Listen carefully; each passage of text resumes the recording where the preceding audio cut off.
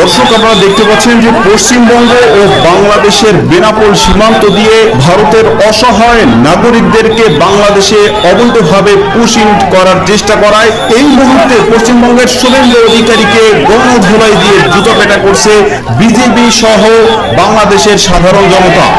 বাংলাদেশ ভারত সীমান্তে উত্তেজনা যেন থামছেই না। আজ আবারও সীমান্তে আন্তর্জাতিক আইন অমান্য করে পশ্চিমবঙ্গের মুখ্যমন্ত্রী শুভেন্দু অধিকারীর উপর হামলার ঘটনা ঘটেছে। দেশের বিভিন্ন সীমান্ত দিয়ে পুশিনের চেষ্টা অব্যাহত রেখেছে পশ্চিমবঙ্গ বিজেপির নেতা শুভেন্দু অধিকারী। 24 ঘন্টায় 10টি বর্ডার এলাকায় এই অপচেষ্টা রুখে দেওয়ার কথা জানিয়েছে বিজেপি।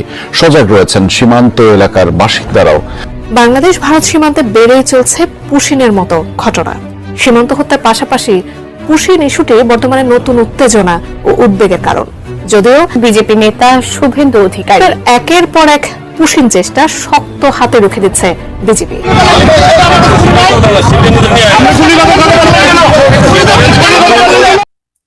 ভারত বাংলাদেশ সীমান্তে ভারতে যে অসহায় মানুষগুলো আছে তাদেরকে বাংলাদেশে পুশ করার চেষ্টা করেছিল এই ভারতের বিজেপি নেতা শুভেন্দু অধিকারী। এবং এই ভারতের বিজেপি নেতা শুভেন্দু অধিকারী ক্ষমতায় আসার পর থেকে কিন্তু ক্ষমতার চেয়ার পাওয়ার পর থেকেই এই বাংলাদেশের বিরুদ্ধে, বাংলাদেশের মানুষের বিরুদ্ধে নানান রকম ভাবে অপকর্ম, দুর্নীতি এবং ষড়যন্ত্র করেছে এবং একের পর এক বিতর্কিত মন্তব্য কিন্তু সে শুরু করে দিয়েছে। কিন্তু আবার তারাই কিন্তু বলে যে বাংলাদেশের সাথে ভারতের সাথে একটা গভীর সম্পর্ক আছে, ভালো একটা সম্পর্ক আছে। তার মানে তারা এটা বোঝাচ্ছে যে মুখে মধু হলে অন্তরে তাদের বিষ। সেই কারণে কিন্তু বাংলাদেশের মানুষ এই তাদের এই দুর্নীতি, অপকর্ম কারণে এবং বাংলাদেশকে বিভিন্ন রকম ভাবে ক্ষতিগ্রস্ত করার কারণেই কিন্তু বাংলাদেশের মানুষ এই ভারতকে তাদের মন থেকে কিন্তু একেবারে বয়কট করে দিয়েছে। কিন্তু এরপরও কিন্তু এই ভারতের বিজেপি নেতা শুভেন্দু অধিকারী কিন্তু তারপরও থেমে থাকেনি। এরপরেও সে বাংলাদেশের বিরুদ্ধে বিভিন্ন রকম ভাবে বিতর্কিত মন্তব্য করে যাচ্ছেন এবং নানান রকমের ষড়যন্ত্র করছে যে কিভাবে এই বাংলাদেশের ক্ষতি করা যাবে এবং এই বাংলাদেশকে কিভাবে নাস্তানাবুদ করা যাবে। তো দর্শক, এই বিষয়ে দেখেছেন ভিডিও শুরুতে কিছু অংশ শিরোনামের মাধ্যমে, দেখেন বিস্তারিত পুরো ভিডিও জুড়ে। এই বিষয়গুলো দেখার পূর্বে আপনাদের কাছে একটা অনুরোধ, আমার চ্যানেলে যারা নতুন আসছেন চ্যানেলটি সাবস্ক্রাইব করে দিয়ে অল ক্লিক করে পাশে থাকা বেল আইকনটি বাজিয়ে দিবেন। তাতে করে আমার চ্যানেলের আপডেট নিউজগুলো সবার আগে আপনাদের কাছে গিয়ে পৌঁছবে।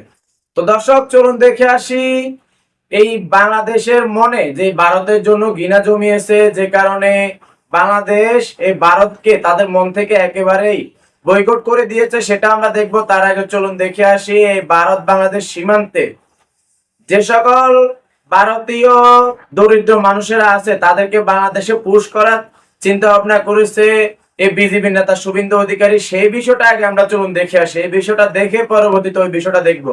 তাই ধৈর্য ধরে একটি লাইক করে সম্পূর্ণ ভিডিও মনোযোগ সহকারে দেখতে থাকুন আর আপনার মতামত কমেন্ট বক্সে লিখতে থাকুন। জলদি জলদি ভাগো, জলদি জলদি ভাগো। অবৈধ পুশিন করলে ফায়ার করতে বাধ্য হব। You are showing bad activities because they came from India. বাংলার সীমান্ত আজ যেন এক অভেদ্য প্রাচীর।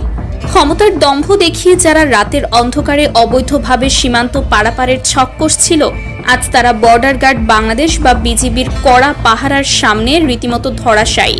সীমান্তে পুশিনের এক গভীর ও সুপরিকল্পিত ভূ রাজনৈতিক ষড়যন্ত্রকে চরম সাহসিকতার সাথে নস্যাৎ করে দিয়েছে আমাদের সীমান্তরক্ষী বাহিনী। আর বিজিবির এই জিরো টলারেন্স এবং বজ্র কঠিন অবস্থানের পর ভারতের অভ্যন্তরীণ রাজনীতিতে শুরু হয়েছে এক বিশাল ভূমিকম্প, বিশেষ করে পশ্চিমবঙ্গের বিরোধী দলীয় নেতা শুভেন্দু অধিকারী, যিনি প্রায়শই বাংলাদেশ এবং সীমান্ত ইস্যু নিয়ে নানা উস্কানিমূলক মন্তব্য করে রাজনৈতিক ফায়দা লোটার চেষ্টা করেন। আজ তিনি নিজেই চরম তোপের মুখে পড়েছেন।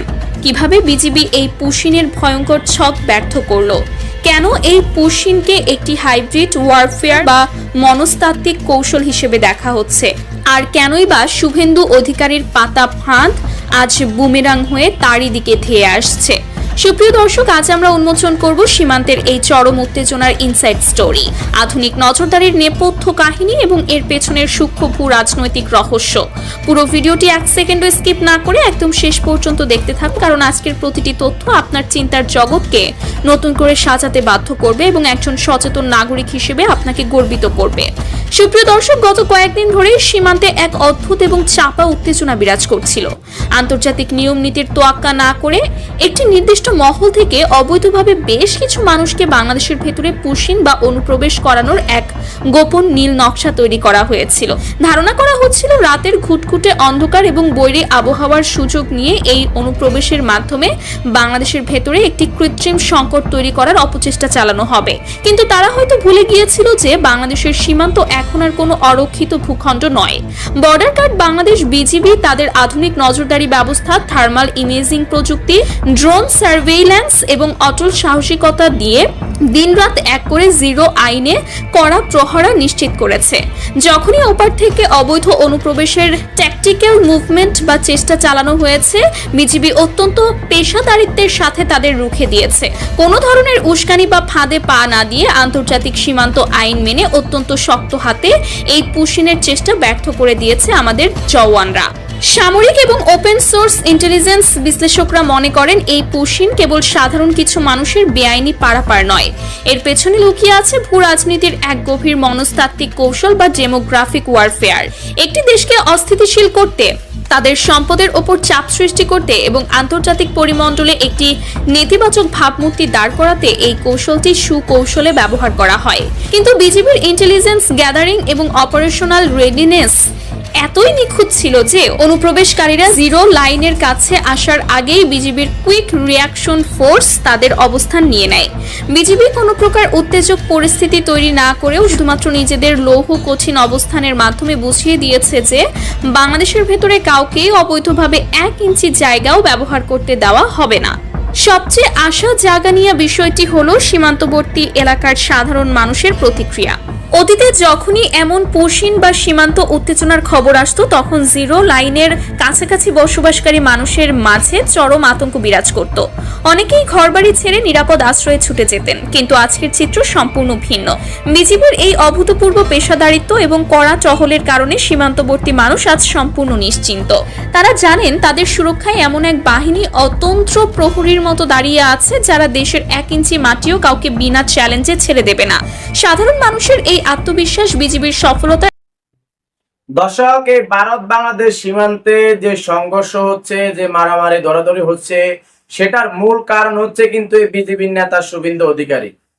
কারণ এই শুভেন্দু অধিকারী ক্ষমতায় আসতে না আসতে কিন্তু ভারতের এই ভারত বাংলাদেশ সীমান্তে যেই দরিদ্র মানুষগুলো আছে তাদেরকে কিন্তু পুশ করার চেষ্টা করতেছে বাংলাদেশের মধ্যে, এবং তাদেরকে উস্কানোমূলক কথা বলতেছে যে বাংলাদেশকে যাতে হামলা করা হয়, বাংলাদেশের মানুষের উপর হামলা করা হয়। শুধুমাত্র তাই নয়, এই বিজেপি নেতা শুভেন্দু অধিকারী কিন্তু ক্ষমতায় আসার পর থেকে কিন্তু এই বাংলাদেশের বিরুদ্ধে একের পর এক ষড়যন্ত্র করে যাচ্ছে, এবং বাংলাদেশের মানুষকে কিভাবে নাস্তানাবুদ করবে সেটা সে সবসময় পরিকল্পনা করছে, এবং একের পর এক বিতর্কিত মন্তব্য সে করেই যাচ্ছে।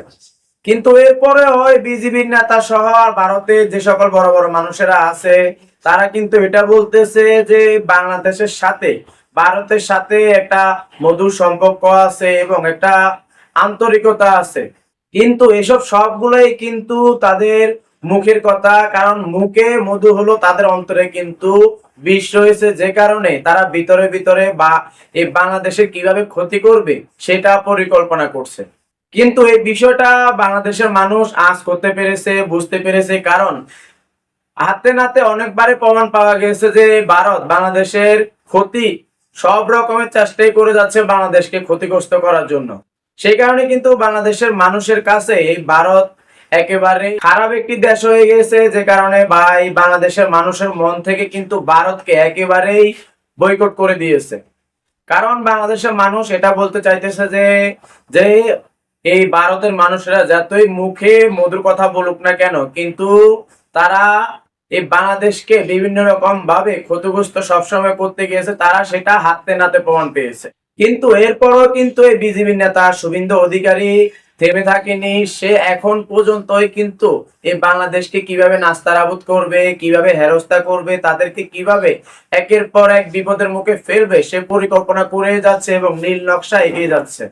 তো দর্শক, সেই কারণে কিন্তু আমরা এই বিষয়টা নিয়ে তীব্র নিন্দা জানাচ্ছি এবং এই বিষয়টা নিয়ে প্রতিবাদ জানাচ্ছি। তো দর্শক, আপনাদের এই বিষয়টা নিয়ে যদি কোনো মতামত থেকে থাকে তাহলে কমেন্ট বক্সে অবশ্যই লিখবেন। তো আজকের ভিডিও এই পর্যন্তই, আবারও চলে আসবো নতুন কোনো ভিডিও নিয়ে, নতুন কোনো টপিক নিয়ে। সে পর্যন্ত ভালো থাকবেন, সুস্থ থাকবেন, আল্লাহ হাফেজ।